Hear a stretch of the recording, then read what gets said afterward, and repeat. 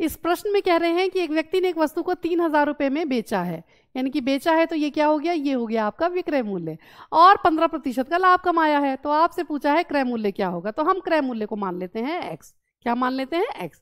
तो क्रय मूल्य अगर x है तो अब हमें तो निकालना भी क्रय मूल्य ही है ना, तो क्रय मूल्य को हमने मान लिया x, और वो जो x है ना उसको 15% लाभ पर बेचा है, यानी कि कोई चीज अपने आप में होती है 100, उसमें 15% आपने कमाया है, यानी कि उसका जब आप 115% लेते हो ना तो वो किसके बराबर है, विक्रय मूल्य, जो कि 3,000 के बराबर है। तो चलिए अब x की वैल्यू निकालते हैं। तो 3,000 गुना 100 बटे में 115। अब 5 दूनी 10, 0 का 0, और 5 दूनी 10, 5 तिया 15, तो 3 दूनी 6 और 4 0, यानी कि 60,000 बटे में 23। तो 60,000 को 23 से अगर आप भाग कर देंगे तो आपका क्रय मूल्य आपको पता चल जाएगा। तो चलिए जरा 60,000 को भाग कर लेते हैं, किससे, 23 से। तो 23 दूनी 46, 14 बचा, 0 का 0, 23 6 तिया 18, 1 6 दूनी 12, 1 13, 2 बचा।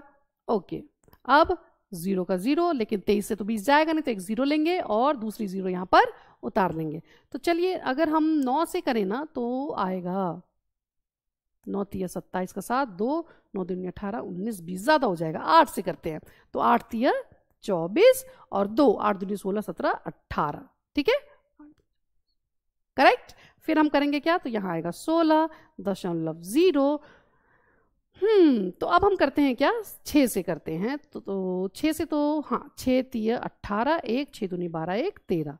ओके, अब हमारे पास क्या आया है, तो हमारे पास आया है 4 में से 3 गया 1, तो 0 का 0। अब हम किससे करें, तो हम करेंगे 5 से। तो 5 तिया 15, 1 5 दूनी 10 1 11, फिर बचा 5, तो 0 का 0। फिर हम करेंगे दूनी 46, तो हम क्या देखते हैं, 2608 रुपये 65 पैसे जो है हमारा क्रय मूल्य है, और यही है हमारा आंसर।